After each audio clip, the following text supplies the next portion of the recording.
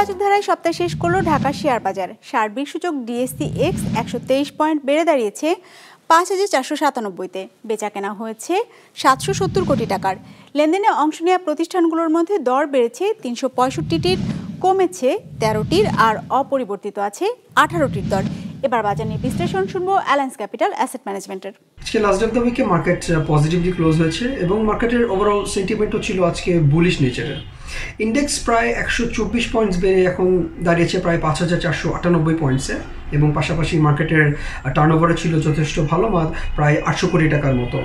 অর্থাৎ মার্কেট ইনভেস্টররা যথেষ্ট অ্যাক্টিভলি পার্টিসিপেট করেছে বলে আমরা মনে করি।